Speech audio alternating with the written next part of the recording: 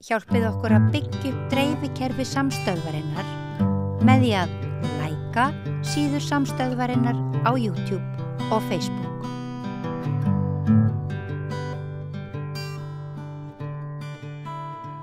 Já, herðu, það er komið haust og þá fer menningin í gang og það er líka svoleiðis hjá okkur í Rauða borðið.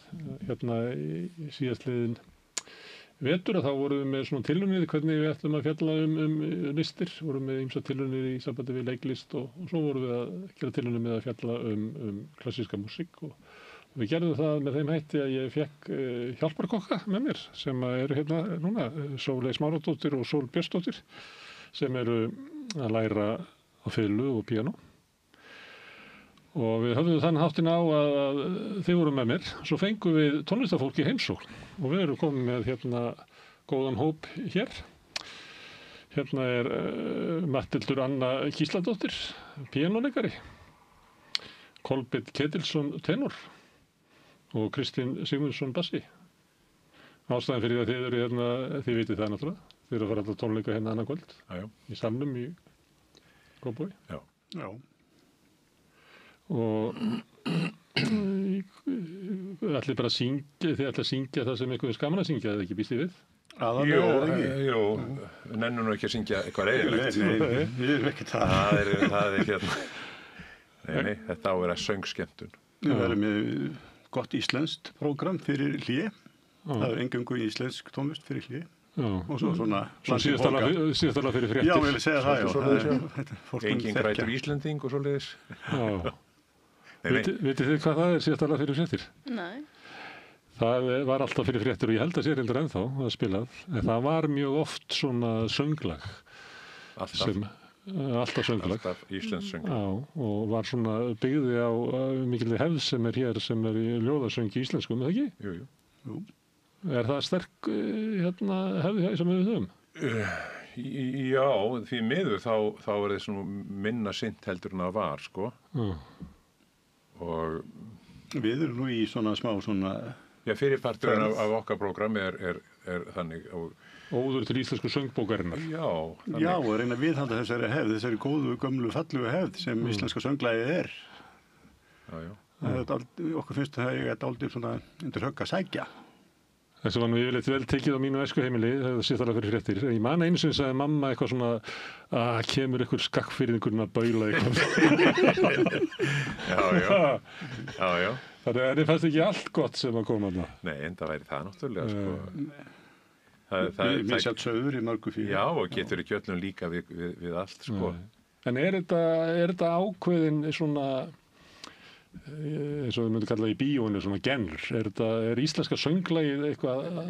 Já, þetta er svona einhver, hvað skulum við segja, framlenging eða viðbót sko við þessa romantísku hefð í hérna músíkinni, eins og í ljóðatónlistinni. Það er okkar svar við því öllu saman. Já, mér finnst þetta vera viss og sérstökur stíll. Mér finnst ég syngja öðruvísi þegar ég syngja þessi íslensku lög heldur þegar ég syngja þýsk ljóð eða fransk eða... Ég er að fiskast við því, hver er munurinn? Þetta finnst mér eiginlega þessi íslensku lög eftir Kaldalóns og fleiri. Mér finnst þau aldrei minna mig á Ítalíu, sko. Já. Bróðir hans bjó nú á Ítalíu. Eins og íslensku jólalögin, þau eru meira minna frá Ítalíu orðin. Jú, ég var það. Nei, Björgvin Halldórsson, hann þýðir alltaf sko ítölsk lög. Og gerir jólateksta við þau. Já. Akkur ekki. Já. En svo náttúrulega annað. En er þetta lifandi hefð? Já, hún er það, sko. Hún verður líka bara áfram lifandi, svo lengi sem að halda áfram að semja og spila líka eldri upptökur. Já. Og flytja lögin. Já. Og það er, já. Má ég spyrja hvað lög ætlið að syngja? Íslensk? Já, það er... Til dæmis. Við byrjum á Sverri konungi eftir Sveinbjörn Sveinbjörnsson. Svo er Orgiðan kemur, hann passa nú vel núna að hausti. Og Bikarinn. Hamraborgin. Lindin. Og Bikarinn aftur. Og Bikarinn, við höfum með 2 bikara. Það er hérna Jóhann Sigurjónsson sem sagt, eitt sitt yfir drykju. Aftan vetra langa. Já. Og það er náttúrulega alveg magnað kvæði. og 2 frábær lög, annað eftir Markus Kristjánsson og hitt eftir Eyþór Stefánsson. Og það er bara mjög erfitt að gera upp á milli þeirra. Já, mér finnst það líka. Þannig að þið syngið sama ljóðið 2. Já. Við sitthvort lagið. Já, sitthvort lagið. Og svo eftir hlið þá förum við til útlanda. Þá er þýskt og norskt og ítalskt. Já. En er þetta lifandi? Er tónskáldin að semja ennþá inn í þessa hefð? Já. Þeir náttúrulega þeir nota íslensk kvæði, íslensk ljóð sem efni við. Auðvitað er músíkin ekki eins og hún var aldamótin 1900. Þannig að þetta er ný tónlist. Þetta er þróun, náttúrulega. eins og Tryggvi Baldursson, þú er nú sem gefur þetta líka eftir hann, þó nokkuð. Frumflutti flokk eftir hann fyrir 2 árum. Við ljóðum eftir Hannes Pétursson. Alveg frábær músík. Og margt af þessu ferðast víða, eins og sumt sem að Jón Nordal samdi og allir heimir. Einhvern veginn sagði maður við mig það er eiginlega sorglega við alla heimi að lögin hans munu lifa, sem er líklega ekki það sem hann hefði viljað. Hann hefði viljað að annað sem hann samdi myndi lifa áfram. En líklega munu þessi lög hans, þau munu lifa eilíflega. Já. Það er líklegt. Það er alveg rétt, sko. Og ég held að hann hefur nú ábyggilega ekki verið neitt sorry yfir því svo sem, sko. En hann gerði svo margt og í svo mörgum stílum. Hann var og Jón Nordal eins og flott tónskáld og hann samdi eiginlega ekkert fyrir einsöng. Það er svolítið merkilegt. Já, þetta eru kórlög sem ég er að minna. Aðalega, það er eina ég man eftir, sko,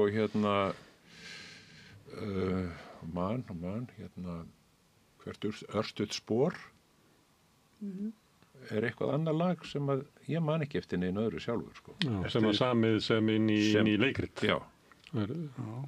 Sem sólósöngslag, sko. Eftir hvernig er bara yfir höfuð? Jón Nordal. Heldur hann hafi ekki samið að bara beðinni í leikhúsi sem að var að setja upp leikrit? Getur verið, sko. Ég veit samt, sko, að Jónas heitinn, vinur minn, hann sagði mér það að hann var alltaf að tala að semja fyrir okkur. En einhverju hluta vegna þá var það ekki af því. Þið eru báðar í MH, eða ekki? Ég er nú ennþá í Hagaskóla. Ertu það í Hagaskóla? Ertu ekki komin í MH? Þú ferði ekki þangað? Verður ekki áfram í menntaskólanum í tónlist og þar með ertu í MH, eða ekki? Jú, það breytist nefnilega þegar ég er í 10. bekk, sem sagt. Já. Og á næsta ári þá tek ég MH að mitt ég. Já. Það er söngmenning þar mikil. Þar var ég. Já. Sóleyfi er ekki í kórtu. Þú myndir ekki vilja vera í kórin. Nei, ég er ekki með röddina í það, held ég. Heldur það ekki?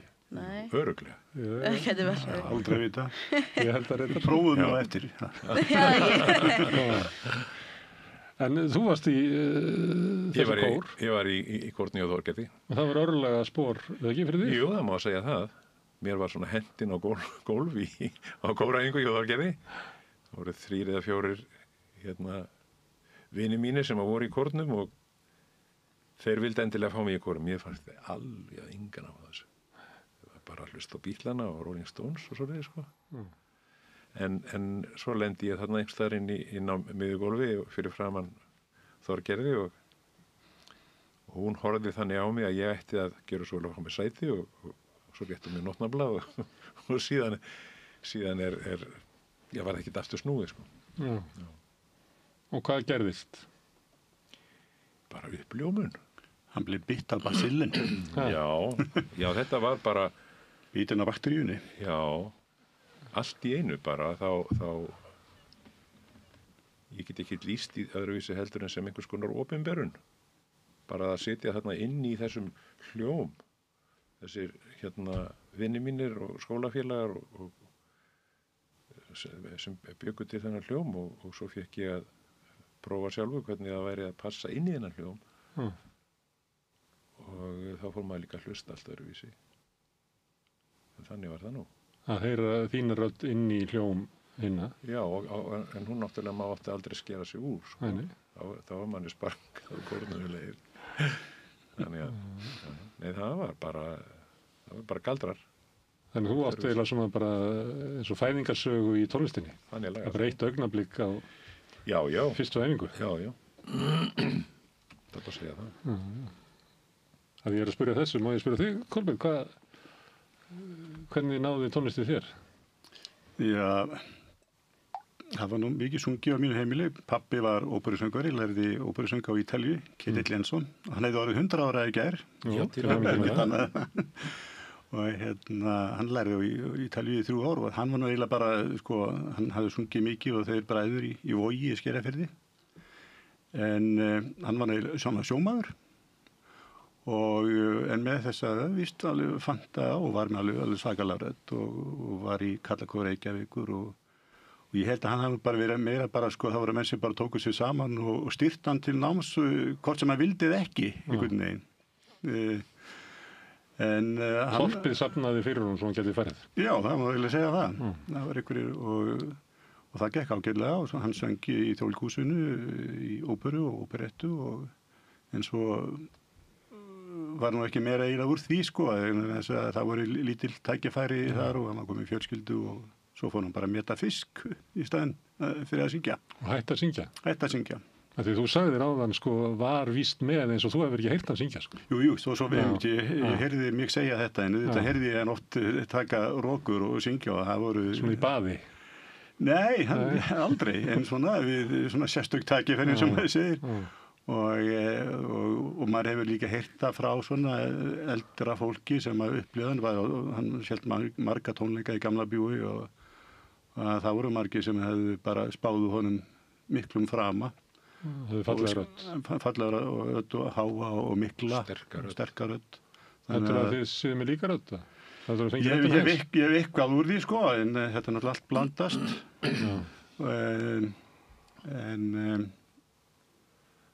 já, svo og ég hafði alls ekki áhuga á þessu til að byrja með og svo bara einhvern veginn svona 18 ára aldurinn þá kom Pavarotti 1980 held ég að verið. Í Laugardalshöll. Já.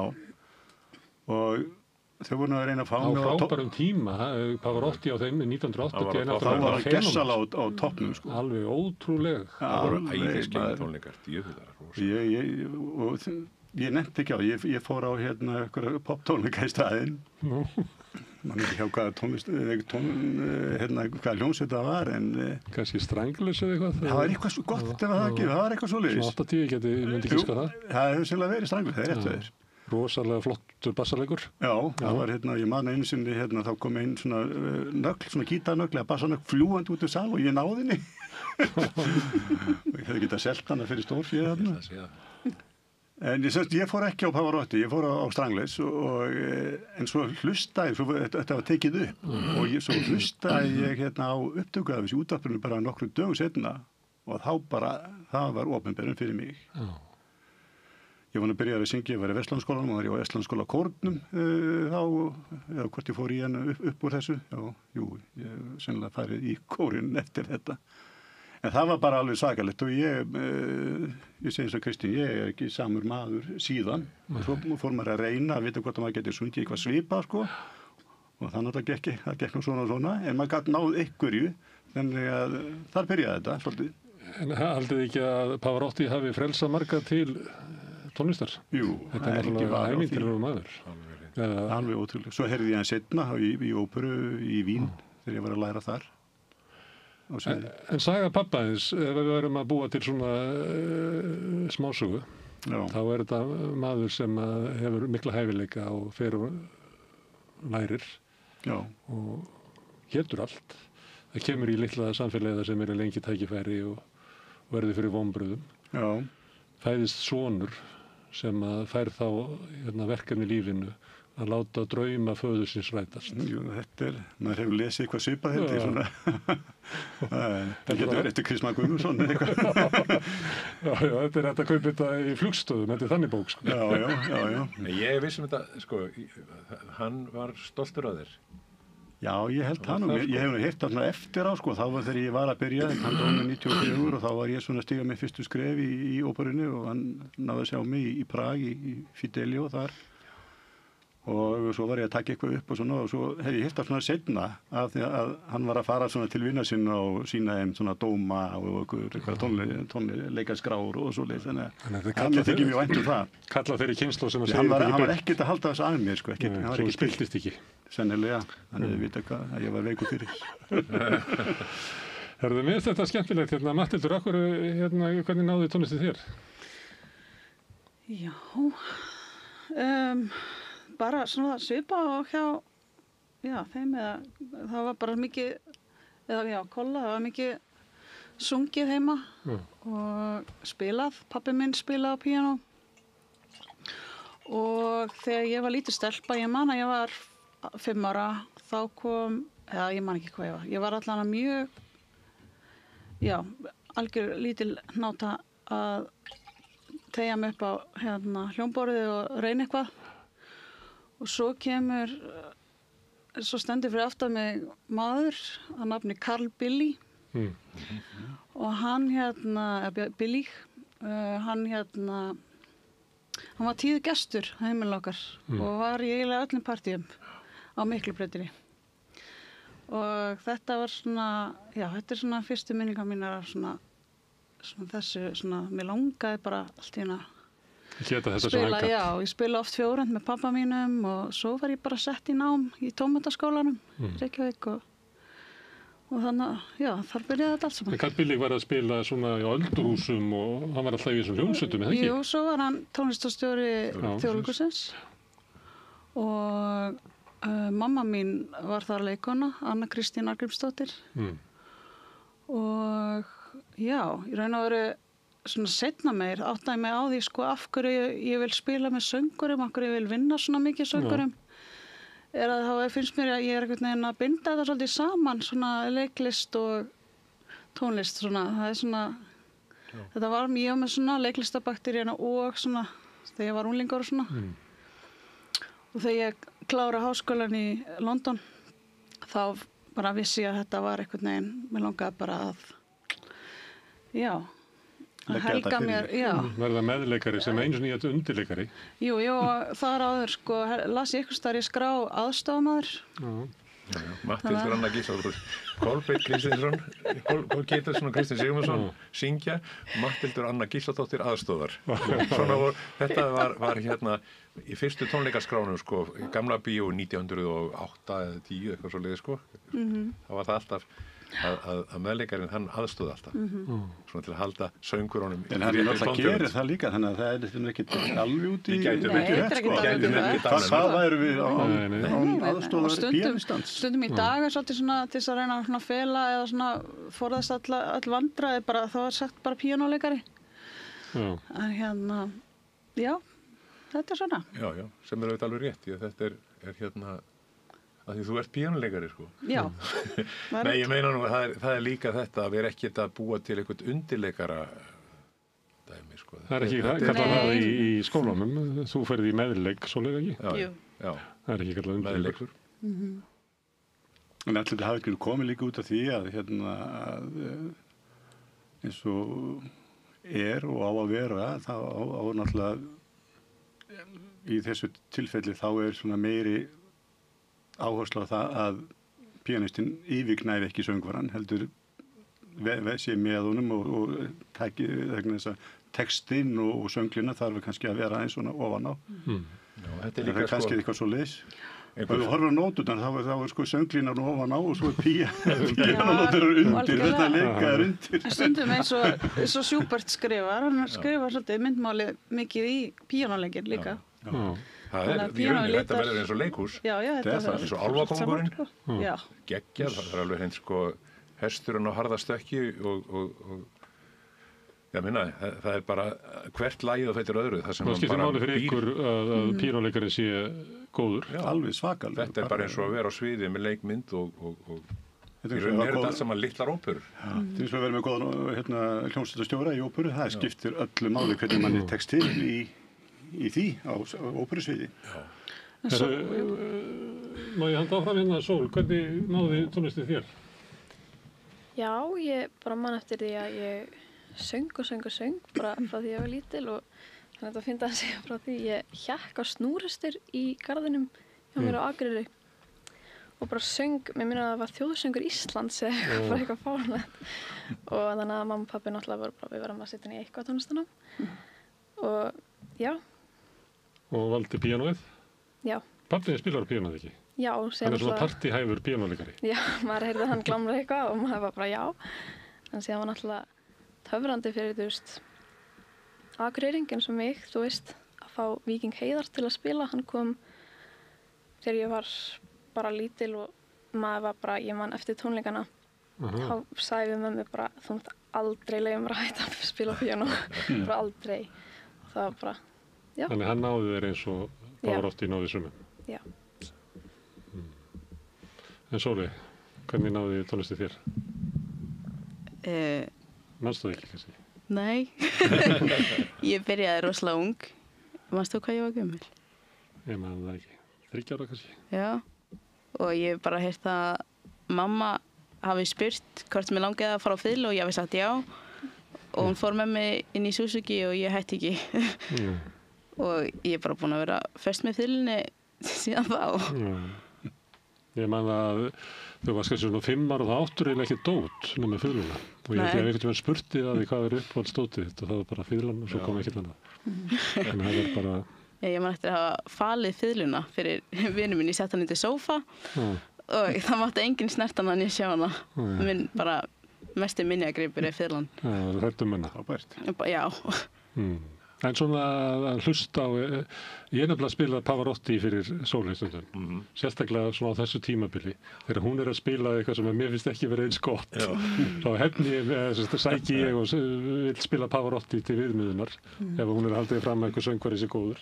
Þannig að við eigum svona deilur, þar sem ég reyna að trompa með Pavarotti. Það er auðvitað yfirtrompa hann. Mjög.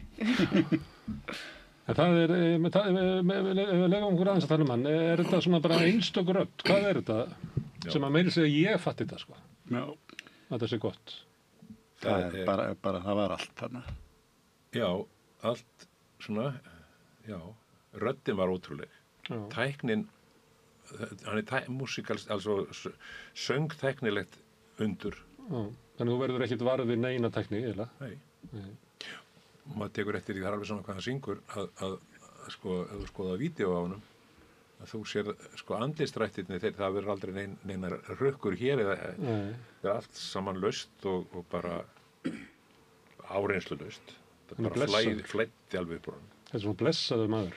Já, þannig er svona góður, sko. Ég var einu sinni eitt sumar farastóri á Ítalíu og í einum hópnum þá var Flósi Ólafsson leikari með okkur og hann vildi endilega að ég færi með honum til Verona í opna leikhúsið þar frá Rómartímanum og rómverska tímanum og hann pantaði sæti fyrir okkur á fyrsta bekk, rándið sæti, ég hef aldrei setið í svona góðu sæti og svo þetta var Turandot sem við vorum að hlusta á og tenori var Nicola Martinucci, alveg frábær tenor líka og svo er hann búinn að syngja Nessun Dorma og þá nippir Flósi svona í mig og segir helvitin er góður, hann hlýtur að vera góður þessi, hann sýnst eiga svo létt með þetta og það segir alltaf mikið, hvort sem eru leikarar eða tónlistumenn, ef eitthvað eins og leiki í höndunum á þeim eða hálsunum þá auðvitað er alveg svakalega vinna á baku þetta en það lítur út eins og að sé ekkert verið af að fyrir þessu. Tæknin verður ósýnileg. Og þegar ég heyrði þetta fyrsta sinni hjá Flósa, hann hlýtur að vera góður að það lítur út fyrir svo að það sé ekkert mál fyrir hann. Það er þangað sem að þið viljið komast. Já. Já. Hinn viti vinnur án erfiðis. Ég var að tala um táisma hérna áðan. Já. Hann erfið eitthvað sem tása. Meira vinnur vit en stríð. Já. Þetta snýst svolítið það. Herðu, en við vorum að tala um íslensku söngbókina. Eftir hlýja þá ætlum við að taka hvað? Schubert. Grieg. Og Bóm. Og Karl Bóm, mjög fallegt lag eftir Karl Bóm sem að eiginlega engi þekkir í dag en hann samdi bara eitt fallegasta lag sem hefur verið samið. Still wie die Nacht heitir það, ég ætla að syngja það og það var mjög vinsælt á sínum tíma en svona hvarf svona upp úr, það var svona millir 60 og 1960 og 70 þá datt það einhvern veginn úr svona vinsældarlista söngvara en er plöntið að koma aftur allavega og ég hafði aldrei heyrt þetta meðan ég var að læra en svo heyrði ég þetta á plöti að tónleikum með Jónas Kaufmann og hreifst mjög og ég ætla að syngja þetta á morgun ásamt öru. Já, svo kemur Hugo Wolf sem var einn snillingurinn sem að fáir þekkja í rauninni sko. Hann er einn af mínum uppáhalds tónskáldum. Hann er algjört leikhús. Það er nefnilega leikhús. Já. Það er hvert einasta orð er sko litað í músikinni. Þarna kemur til dæmis eitt lag um unga stúlku sem kemur á hestbaki og þetta er einn af þessum hvítu flottu hestum sem að svona kemur valhoppandi og það valhopp Matthildur valhoppar alveg lagið í gegn þetta er svo hvítur Disney hestur ekstra stór og Íslendingur finnst vera hastur þannig að það er hast þetta er svona eins og hestarnir sem eru sýndir í spænska reiðskólanum í Vín Lipizzaner hestur svo endum við á ítölskum kansónum förum í Pavarotti gírinn bassin verður að gera það líka sko. Það leynist alltaf smá svona tenor í bassunum við sko það er nú oft verið svona skot á milli sko bassarnir hafa mikið verið að skjóta á tenorana en ég held að það sé bara vegna þess að bassar það langar alla til að vera tenor er það ekki svipað eins og vera center að vera tenor? Jú, ætli það ekki center og stroffiskita já þegar það að taka víti þá er það tenorinn sem það tekur það sko. Því miður bassi að þið verður bara að vera í vördinni ég byrjaði sem baritón til dæmis og ég bara gæti ekki hugsað mér annað en að vera tenor ég bara söng mig upp í tenorin það er nú ekkert óalgengt nei, reyndar ekki, alls ekki gerir þetta, ég byrjaði sem baritón líka ég netti því ekki og niður í bassan miklu auðveldara það var sko stressið að vera bara baritón þegar ég var að nota efri partinn á röddinu minni ég vissi aldrei þegar ég vaknaði á morgnana hvort að ég sko hvað ég þyrfti að hafa mikið fyrir röddinu til að ná hæstu tónunum byrjaði að hita upp röddina áður ég opnaði augun sko hvernig heldur þú að vera tenor? Það er bara lífsástu Þið ætlaði að syngja það sem ykkur veist gaman að syngja og þið ykkur veist gaman að syngja á tónleikum af hverju? Gerist bara eitthvað töfrar Já, það er líka þessi maður finnur sko, fólk er að koma til þess að hafa gaman að þessu annars myndið ekki kaupa þetta dýrum dómum og það verður maður að standa sig það kemur bara, verður upp þetta magnast upp stemming sko og maður finnur það alveg og fyrir nú utan það að músíkin er eitthvað sem maður lætur mann ekki í friði það vita allir það er sá sem einu sinni fer inn í þetta hann og þá verður mann í mál maður maður getur ekki verið að gera þetta bara fyrir sjálfan sig Þannig þú getur ekki verið eins og eftirlaunamaður og farið bara á golfvellina og verið þar Ég geri það líka sko Tónlistin kallar á þig Já, alltaf hlutir til dæmis eins og vetrarferðin Schubert, sem ég veit ekki hvað ég er búinn að gera á tímabili var það þannig ég var sko á svona 3-4 ára millibili þá varði ég að fara eina ferð í viðbót þetta bara kallaði á mig og það var aldrei sama ferðin aldrei og jáfnvel þó við værum með sko kannski 3 tónleika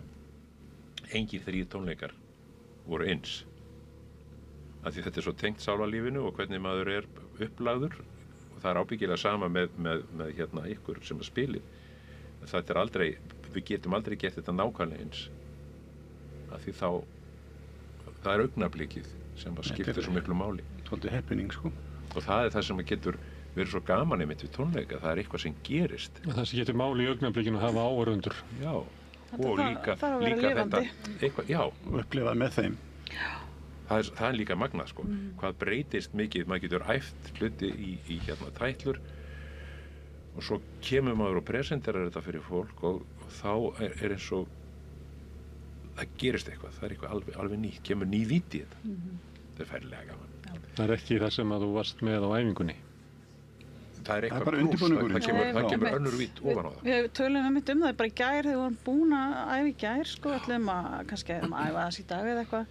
Við tölum um það í gær bara, okkur langar svolítið bara að koma þessu frá okkur, bara, nú er þetta bara, Þú vantar bara let's go. áheyrendur. Það er svona stundum Þið farið ekki lengra með þetta á æfingu. Stundum er þetta að Stundum æfa er og þetta mikið bara- líka, sko. já. Það verður að vera alltaf eitthvað smá eftir sem að gerist á tónleikum. Það gerist alltaf eitthvað óvænt á tónleikum. Það var- Við erum spennufíklar náttúrulega líka. Magnaður hluti sem ég upplifiði til dæmis með hann Jónasi Ingimundarsyni, því að við vorum nú svona eins og við vorum að gantast með það, sko, við vorum orðinir eins og, sko, 50 hjón, sko, það var hérna, við vissum alveg nákvæmlega, við kunnum svo vel hvor inn á annan að við vissum alveg hvað hinn var að hugsa. Þurftu ekki að tala? Við töluðum mjög lítið, við bara æfðum. Svo gerðist það iðulega á tónleikum að allt í einu þá fær maður eitthvað allt annað tempó heldur en við vorum búin að æfa. Kemur kannski hérna forspil og allt öðruvísi. Kannski miklu veikara og miklu hægara. Það getur maður ekki snúið sér, maður verður að taka tempóið sem maður fær, sko, og dýnamíkina. Það getur maður ekki snúið sér að píanistunum og sko, hvað er þetta að gera? Það var að fylgja þess eftir og þá gerist, sko, aftur og aftur gerði svona galdrar.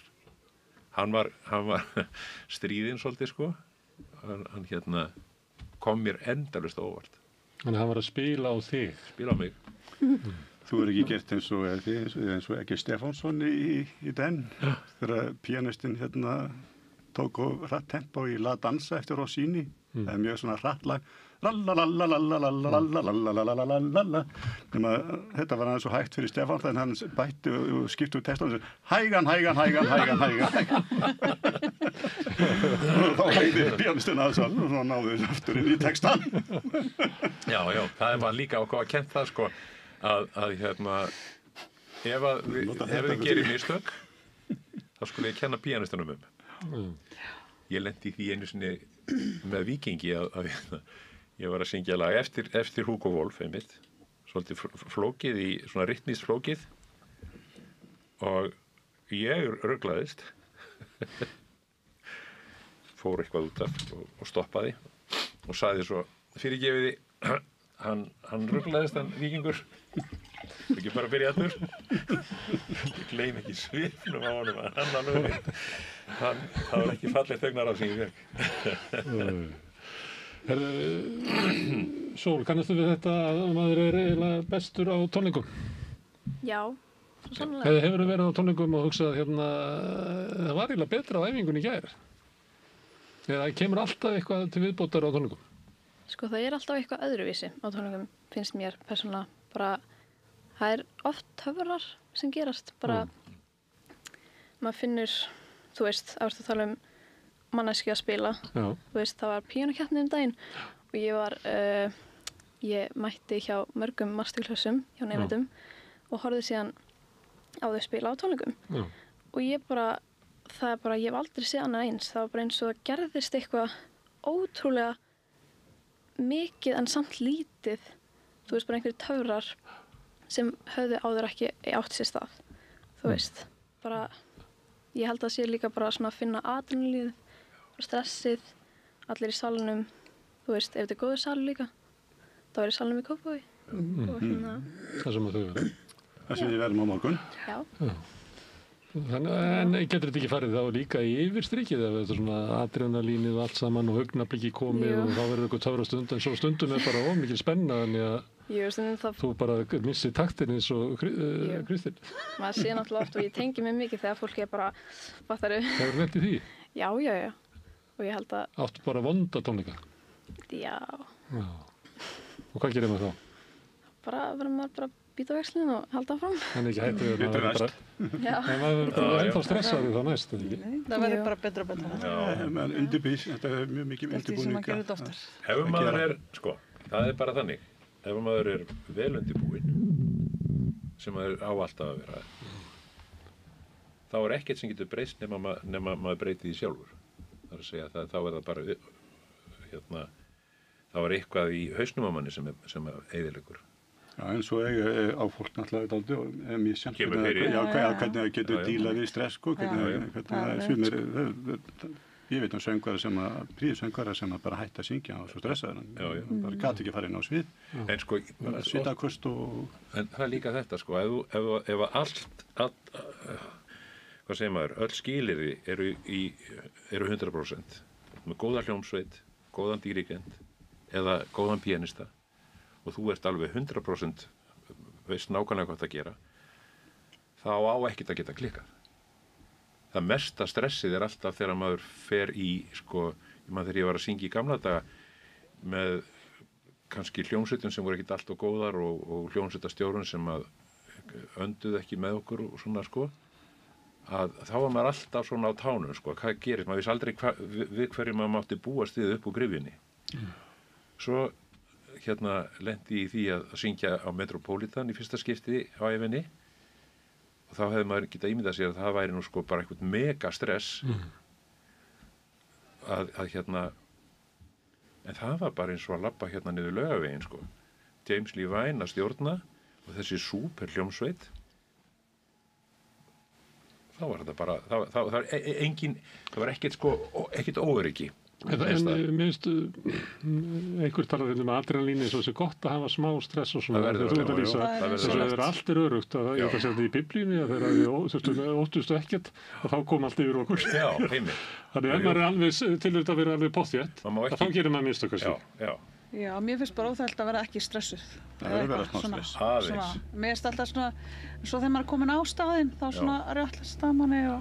En það sko stressið finnst mér alltaf, sko, ef ég er eitthvað að efast að ég muni eða kunni það sem ég er að gera, eða röddin sé í einhverju skralli sem þetta getur komið líka fyrir.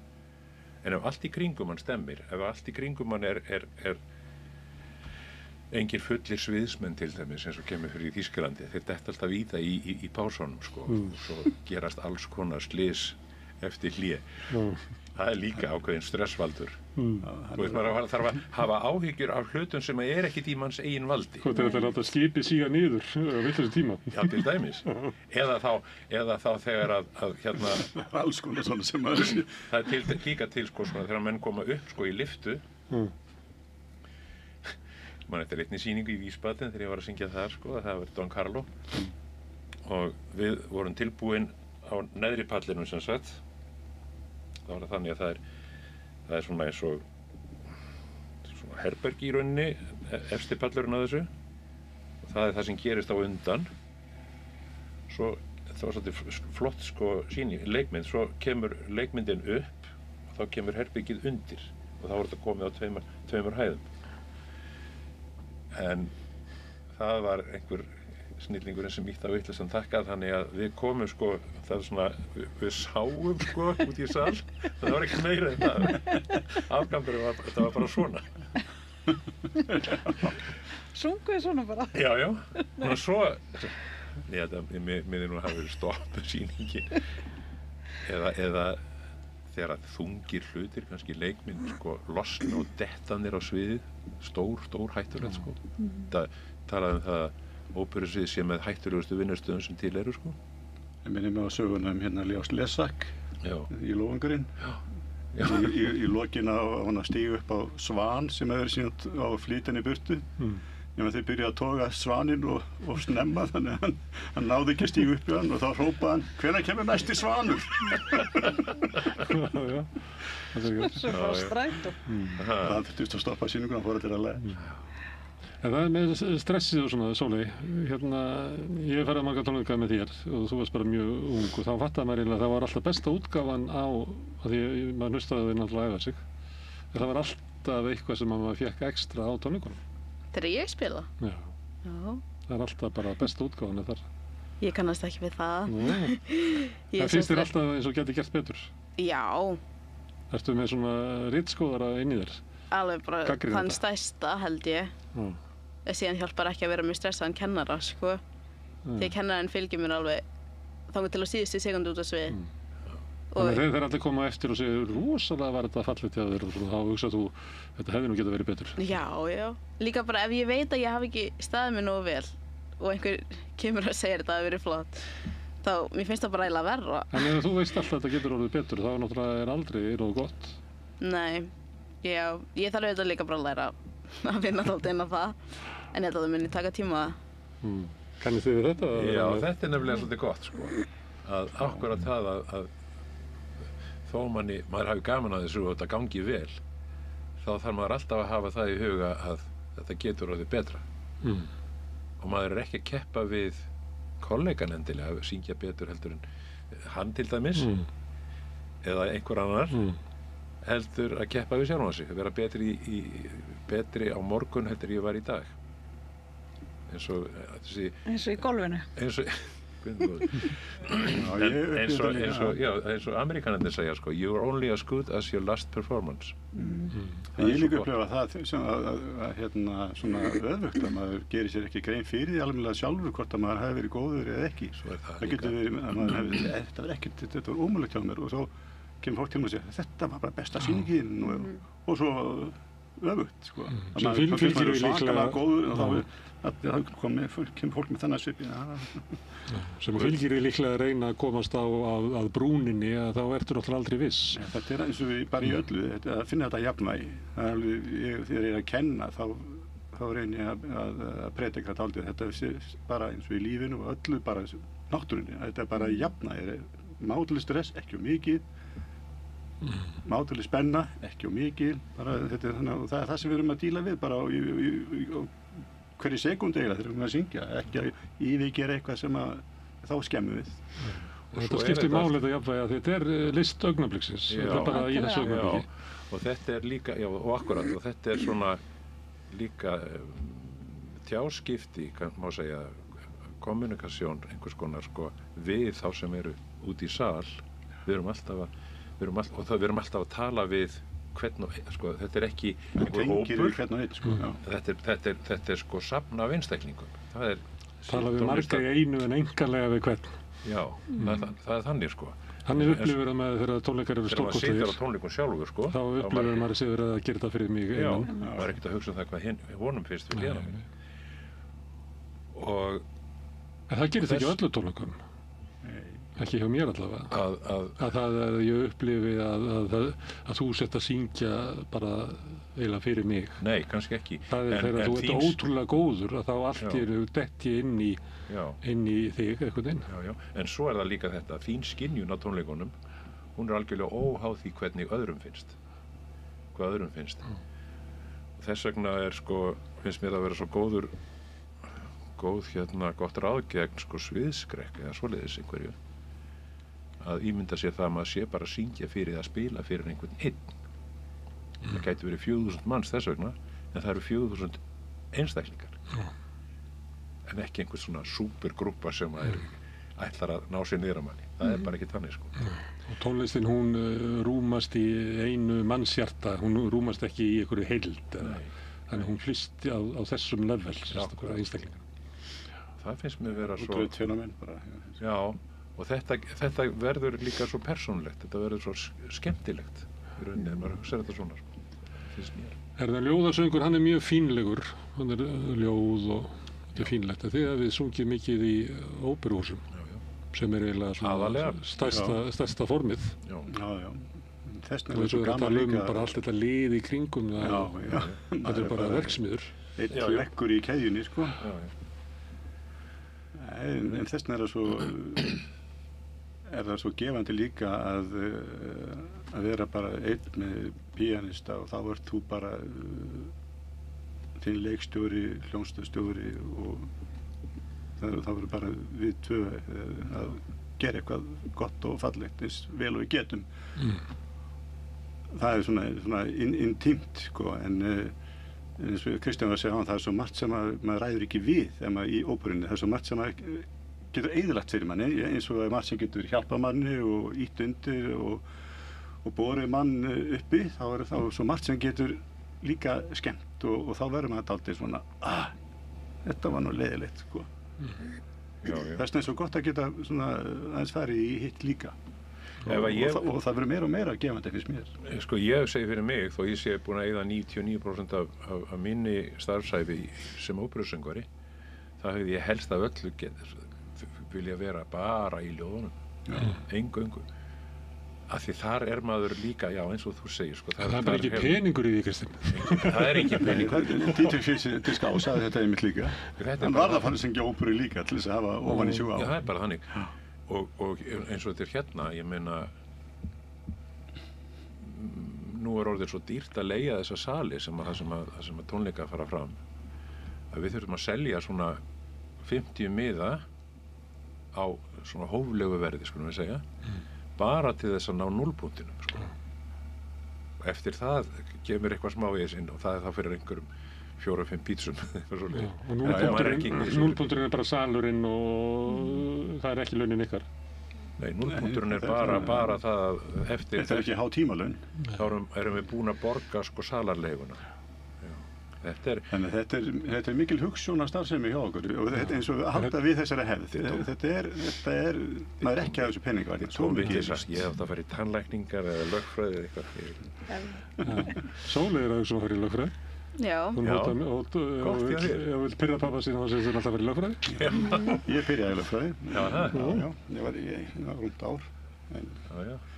Svo var ég á sjó á sumrin og á dóðara og það var eitt lögfræðingur sem lögfræði, veistu hvað mikið til að lögfræðingur hann ráði mér að hætta og ég var nú með svona hangandi hendi í þessu hvað sem þannig og þá var ég búinn að fá mikinn áhuga á söngnum þannig að ég hætti. Hvað salinir er dýrir? Það var eitthvað sem benti mér á það að það hafði haldið tónleika í Norðurljósasalnum sem að tekur 400 manns eða ekki? Það er þetta að tróða mörgum mann inn. Já, 400-500 manns, eitthvað svo leiðs. Já, og uppselt og það er bara á nulli út.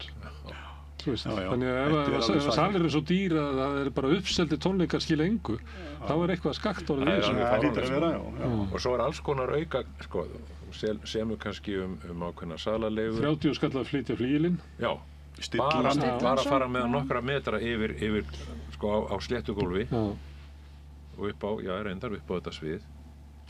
30 er ekki miklu meira en það. Ég man að hérna... Svo megum við ekki gera þetta sjálfur þó við fremjum vildir. Þetta það er einhver staði vitlaust gefið í þessu öllu saman. Þetta er bara ekki alveg rétt hugsað. Af því að þeir eru óperusöngvarar, eru það að bíða eftir íslenskri óperu? Já. Eru þið sáttu við þessa tillögu sem kom hann að áttu að fara inn í Þjóðleikhús? Já.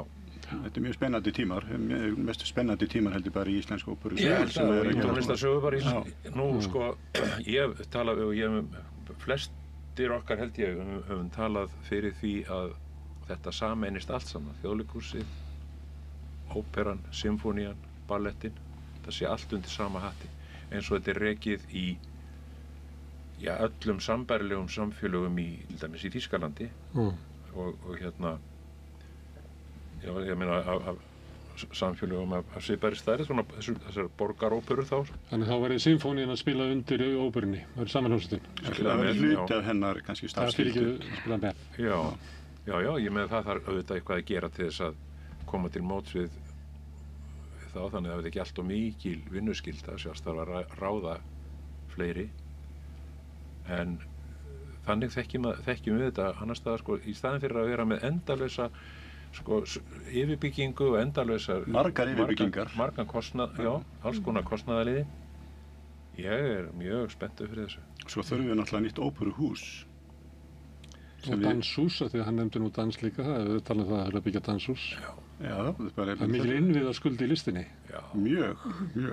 Það munaði nú litla risi óperuhús í Kópavogi bara rétt fyrir hrun. Það var aðalegt að það skildi ekki gerast. Hann var búinn að láta teikna, þar að segja að það fór fram sko samkeppni, arkitektasamkeppni, 4 eða 5 tillögur sem ég sá. Og hann var komin með fjármögnunaraðila og allt saman sko. Svo kom hrunið og þá fór allir fjármögnunaraðilarnar á hausinn eða voru ekki til. Eins og var með Hörpu. Já. Það var ekki gefið að Hörpa myndi verða að halda áfram að byggja hana því að fjármögnunarleiðirnar hurfu í rauninu. Deutsche Bank setti nú heilmikið pening í þetta, ég veit nú ekki hvort að þeir hafa fengið neitt til baka af því, sko. Þeir reyna að ná sér held ég. Já. En allir sviðsmenninir, hljómsveitin, hérna, ópera gengur ekki upp nema hún sért í bara 4.000 manna sal ef þú ætlar að láta þetta ganga á miðasölu. Þannig að við verðum aldrei með svoleiðis óperu sem að gengur sem business. Þetta er ein ástæða fyrir því að við sko, að þetta er skynsamlegasta formið að það sem að er sko samnýtt það sem er fyrir í til dæmis í Þjóðleikhúsinu. Það sem er einmitt tækniliðið allt saman og já, ég meina bara skrifstofulið og annars svoleiðis, þetta verður meira og minna samnýtt. Nei, ég meina ópera er dýr en núna erum við verið að spila til og með svona musikala söngleiki til og með þessi hérna og ég veit ekki hvað tekur Borgarleikhúsi 450 eitthvað svoleiðis sem við varum með svona 900 til 1000 manna hús og söngleikir eftir bara þar inni líka eins og ég er búinn að syngja mikið í Gautaborg og þeir fjármagna að hluta til óperunar með söngleikjum þeir eru mjög vinsælir og þannig náður þessu svona á fínum fleti á alltaf svo með ballett líka sko og tónleika. Það verið hagkvæmara fyrir Borgarleikhúsið að keyra Moulin Rouge í gegnum stærri sal og ladda og bulta sýninguna, það verið miklu hagkvæmara að hafa þetta í 1200 manna sal. Já, sem var svoleiðis salur myndi nýtast öllum mikið betur að mínu viti. En svo náttúrulega líka að ópera er ekki bara þessi grand ópera með stórum Verdi og Wagner óperum sko. Það er til dæmis til svona kammerstykki sem að kosta lítið með litla hljómsveit og en það er gróska í óperunni. Í fyrra var ekki bara 3 frumsýningar óperu í Reykjavík. Þetta er alveg frábært. Það er góðir hlutir að gerast í grasrótinni. Sko íslensk verk, það er ekki sko. Já. Það er áhugi, svak áhugi. Já. En það er margir áhuga á óperu, en ég hef grunum að óperu er ekki svona uppáldið ykkar í tónlistinni. Ekki ennþá kannski. Nei, akkurat. Kannski kemur hún seinna. Nei, ég veit að bara verið mikið innleik sem fiðluleikari. Já. Og já, það er bara það sem dálítið fiðlan er. Dálítið einn með fiðlunni sinni nema að fari kannski í kammer eða hljómsveit. En óperan, nei, ég hef ekki hlustað mikið á óperu. En svo er óperan líka svo margt, sko. Óperan er í rauninni sko, svo margar listgreinar saman. Það sem er bæði bókmenntir eða texti, sem oft er ágætur, og sé gert grín á hann stundum. Myndlist það ég meina það er leikhús, það er bara hreint leikhús bara með það koma bara alla listirna saman í óperu. Og ef maður tæki þessar sýningar sem hafa verið hérna, svona grasrótaróperan, að þá er hún eiginlega að segja að sko óperan er leikhús. Já, hún er þegar maður skoðar þessar uppfærslur, þá er eiginlega meiri áhersla á leikhúsið heldur en það var kannski hérna fyrir 20 ára þar sem maður gæti lent inn á svona hálfgerði kammer uppfærslu á óperu sko. Þessum þetta átti bara að vera tónlist. Ef þetta er ekki leikhús, mikið breyst í því líka. Það var ekkert verið í þetta. Þá, ég meina, kannski, það fer eftir hvert verkið er, sko. Það er hægt að flytja til dæmis sumt af þessum músíkölsku stórvirkjum, sko, sem konsert. Þó að hérna, en sviðsetningin, hún setur þetta á annað plan svolítið. Það er alltaf gerir miklu meira kröfu til óperusöngvara í dag heldur en maður áður. Nú þurfa að fara mikið strangara leiklistarnám og samhæfa þetta síðan söngnum. Það gerir það sömu kröfu til okkar og endir auðvið náttúrulega. Það meira sem ekki ráð fyrir að fólk sé fitt í dag. Heldur betur. Að þú voru að tala um Pavarotti áðan, ég sá upplöðan hérna í Tosku einu sinni í Vín og hann er sko skotinn í lokin, hann er tekinn af lífi. Og ég held ég hann séu örglega sko 50-60 sýningar með hinum og þessum tenorum en hann var alveg sérstakka tækni að deyja sko þegar maður fekk kúlun í sig þá fór hann svona fyrst niður á annan hnið og svo hitt og svo lagðist það svona en hann lét ekki bara falla og rosalega feitur. Já, og hann vissi alveg sjálfur og sagði að sjá allir hvað mistök ég hef gert, sagði hann. Hún var fótboltamaður hann var svaka, já. Sem ungu maður spilaði fótbolta. Ég veit ekki hvort að þéttvaxnir óperusöngvarar hafi haldið í fram, en það var talið að þetta væri jafnvel betra að hafa svolítið góðan hljómbotn. Já, bara það er ekki rétt. Já, bara afsökun. Það er bara svo. En það er mjög hættulegt og við veitum það að þetta er svo óreglulegur vinnutími. Við erum að vinna á kvöldin að syngja óperur og notum mikla orku og þá förum við náttúrulega beint að fá okkur að borða kannski klukkan 11 á kvöldin og svo bara fara að sofa sko. Sofnið sem ekkert fyrir 4 eða eitthvað út af spennunni. Einmitt, já, það er svo mikið adrenalín og alls konar hormóna sem er að grassera eftir svona sýningar og maður er að fara yfir líka eins og við talum maður fer yfir sýningun aftur hvað maður getur gert betur, hvað tókst vel og hverju maður getur kennt að ekki tókst betur til. En svona ýmislegt, maður getur ekki bara að fara og lagt sig og þá er oft farið og fengið sér vel að borða og ef maður passa sér ekki þá getur það enda illa. Eitt annað íslensku óperuna, skiptir það eitthvað máli að syngja fyrir, hvernig var orða, bara ykkar fólk? Já, auðvitað. Já. Hvað, af hverju? Af því þetta er okkar fólk. Við erum Íslendingar. Það er bara þess vegna. Við auðvitað, ég vil hvergi annars staðar syngja heldur en á Íslandi. Nú, ertu ekki bara þreyttur á þessu ferðalögum? Ég er hægt. Hefur ekki í ferðartösku áratugu saman? Ég gerði það. Yfir 40 ár. En ég er komin heim, ég sko er komin í land eins og sjómennirnir segja. Bara ákvað það og það, en það er bara allt annað að syngja fyrir einhvern svona massa út í löndum, maður þekkir engan, það er bara svart, maður sér bara svartan sal sko. Hér heima er fullt af fólki sem maður þekkir sem að kemur og maður er að syngja fyrir vini sína og þetta er svolítið eins og að vera heima á stofugólfinu bara að halda partí, sérstaklega svona tónleikar eins og við verðum með kollega. Og þú þekkir röddina sem segir bravo, það veistu hvernig Já, þetta var Samja frændi. Og þá segir maður á eftir, já, hefur þú eitthvað að vita þessu? Kolbeinn, skiptir það máli að syngja fyrir sitt fólk? Já, mjög, og það er alls ekki það léttasta. Það er oft einfaldara að syngja fyrir ykkur sem að þekkir, það sem ekki þekkir mann skilur.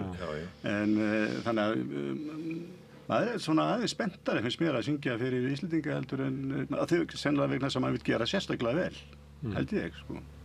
Svo er náttúrulega ekki nema sko sérfræðingur í kringum hann, söngvar á Íslandi.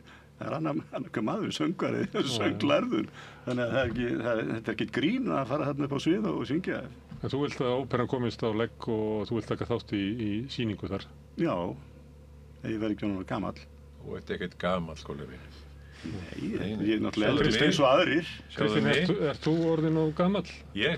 Alveg aldrei. Það er þekkt trix í svona baráttu þegar maður er að berjast fyrir einhverju sem virðist vera langt í burtu. Það er að bæta við in our time. Þannig að það gerist á meðan að við lifum. Heldur óperan komist á legg in your time. Já, ég er nú ekkert á förum strax, sko. Óperan verður komin, sko, núna, ég spái því að fyrsta sýning óperuna verður á næsta ári. Það er sko, nú stendur fyrir dyrum að ráða óperustjóra. Það verður gert í rétt næsta mánuði og þá tekum við vinna hjá honum og þjóðleikhússtjóra að stilla saman sína strengi og skipuleggja starfið og ráða söngvara og athuga hvað er hægt að setja upp og svo framvegis. Já.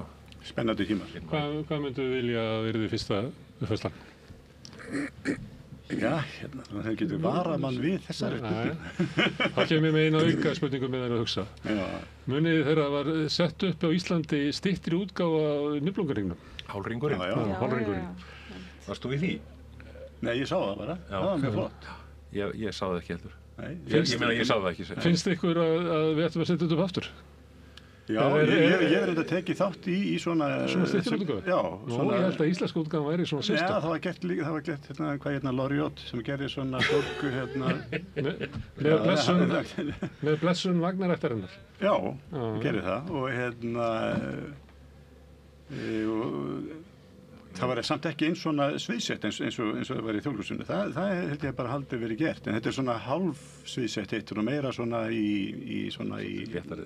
Nei, þetta var nefnilega alvarlegt. En hann fór samt, hann skrifaði textan og tengdi atriðin svona saman, en svona aðeins og léttari hátt kannski. En svo var alvöru vagnísöngvarar og hljómsveit og allt sko þannig að... Ég heyrðist Kristi vill ekki sjá þetta. Nei, þetta eru fordómar bara. Nei, það er ekki það. Ég held bara að við þurfum að hugsa aðeins stærra, sko. Já, þetta er mjög sniðugt til þess að gefa fólki hérna svona fyrstu spor. Já, en mér finnst að Þjóðaróperan ætti að setja upp hringinn, bara eina óperu á ári eða á 2 ára fresti, sko, eins og er gert, byrja bara á Rýnagullinu, og svo Valkyrjunni kannski eftir 1 eða 2 ár og Siegfried og síðan Götterdämmerung, og svo eftir kannski þegar búið að frumsýna þetta allt saman að eftir svona 10 ár að vera þá með allan hringinn. Mér finnst þetta er hérna áræðis hugsa stórt. Það er hægt að gera þetta á svo alls konar hátt, sko, líka hérna, það er eins og svona hálfseníska óperu. Ef við vildum setja upp Wagner-óperu, það bjóða þær upp á svakalega marga möguleikar í uppsetningunni. Það þarf ekki að vera eitthvað svakalega mikið í kringum það. Það er nei, það þarf ekki að vera með horn, hjálma með hornum. Nei, til dæmis ekki það. Þetta er svo mikið drama, það býður upp á alveg ofboðslega mikla túlkunar möguleika. En mér finnst sko að allavega Wagner ætti að vera svolítið, þarf að sinna honum aðeins betur. Íslenska óperan, það var nánast sko bannorð að nefna Wagner og nafn. Sem er svolítið klikkað vegna þess að þetta er nú sótt í okkar arf. Heldur betur. Já. Á skrifborði Wagner liggur bók sem að stendur Völsunga saga á íslensku. Og það er náttúrulega sko hann alveg ekki lesi íslensku en hérna þaðan er ringurinn er efni við tekin, sko. Já, ég myndi hérna að tala fyrstu óperu, ég sé alveg fyrir mér Parsifal til þess eftir Wagner, páskana sem ykkur að setja upp ykkur á svoleiðis og bara setja, það verða bara 3 sýningar af Parsifal og það skipulega geta vel og því þó að músíkin er náttúrulega alveg stórkostleg og það er næsta verkefni fyrir ykkur að hlusta á Parsifal. Nei, það er hérna mákona mín, ég var að syngja Parsifal út í Þýskalandi einu sinni og mákona mín sem hefur ekkert og hafði aldrei farið á óperu áður. Henni var svona svakalega gaman á Parsifal. Það er alveg ótrúlegt hvernig þetta getur hérna dottið inn í fólk sem hefur ekki bara, þetta búið, þetta var 5 tímar, 2 hlé. Ég get sagt svipaða sögur sko með það var ein kona sem ég þekki sem fór á sýningu sem ég var á í Covent Garden, það var meistarasöngvararnir eftir Wagner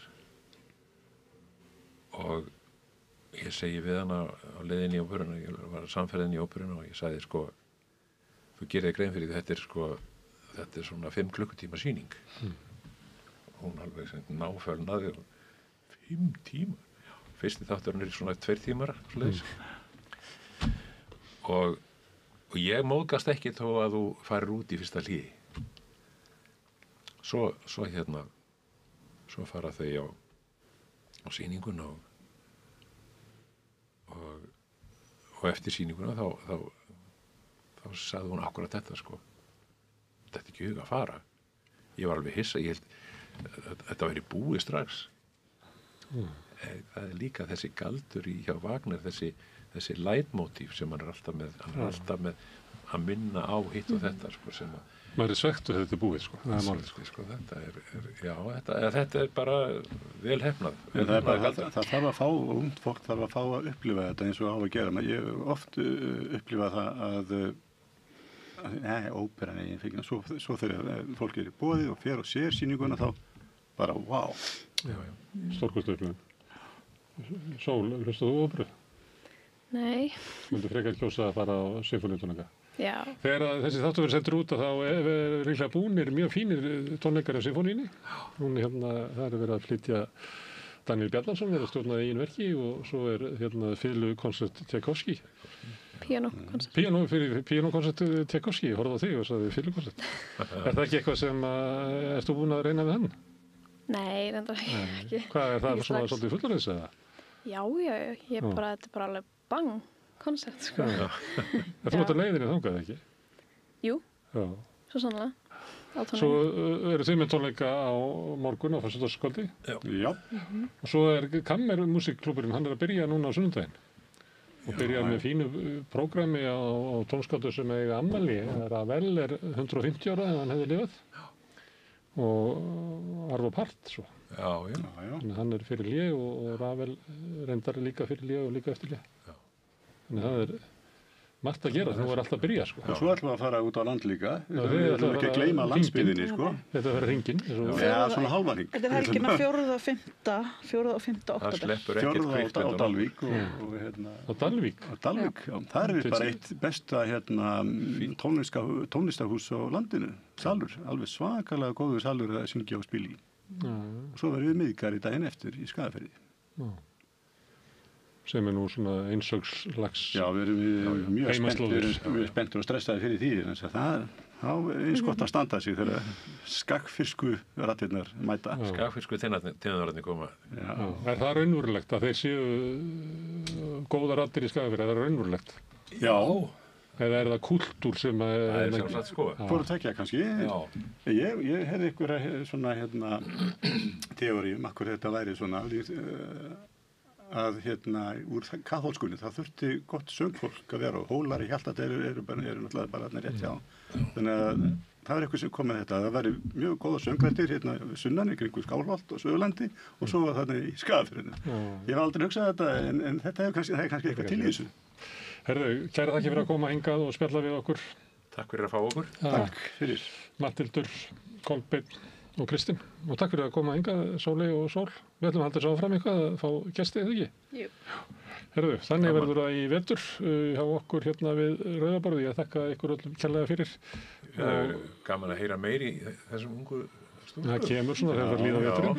Ég keypti svo mikið, það komast ekki að. Fyrirgefið. Já, við vöðum yfir allt. Söngvarar eru svolítið svoleiðis, sko. Það er ekki bara söngur. Þetta getur byggðið. Svo þykist við bara vera hlétræðir. Við erum svo hóværir, sko. Við ráðum ekki við hóværin. Sól, myndir þú vilja spila undir svona í listasöng? Ekki spila undir. Spila með. Spila með? Já, jú. Ég hef aldrei spilað með söng. Það hljómar bara mjög skemmtilega. Að spila í kammeri, en já. Það kemur. Já, og þetta þá lokin á Rauðaborðinu í kvöld. Ég þakka gestunum sem hafa hingað komið og Birni Þorláks fyrir að taka viðtal, Laufey Líndal fyrir að taka upp og senda út og Pétri Fjellsteð. En ykkur þakkaði mest sem að við verðum að hlusta og horfa og breytt þessu spjalli okkar í fjölmiðlun. Minni á að það eru þið sem hafi byggt upp dreifikerfi bara með því að segja vinum og vandamönnum frá efni sem ykkur líkar hér. Þannig hefur dreifikerfið byggst upp á góðri afspurn.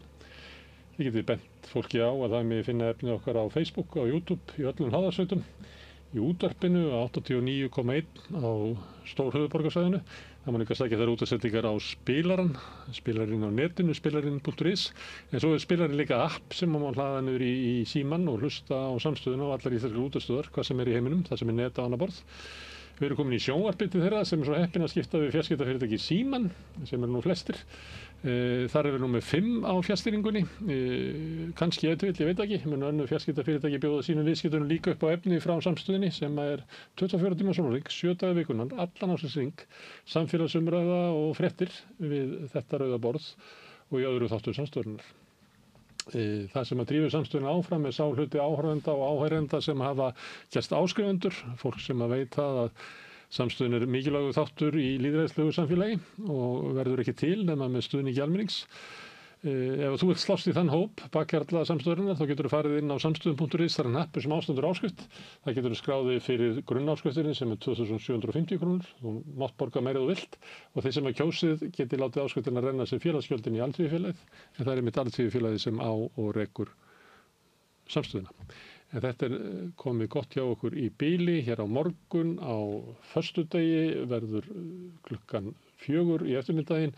Þátturinn vikuskammtur, þar förum við yfir fréttir vikunar með góðum hópi fólks. En ég segi góða nótt, sjáumst á morgun. Segðu það á Samstöðinni. Samstöðin er í eigu hlustenda, áhorfenda og lesenda. Sláist í hópinn og gerist áskrifendur.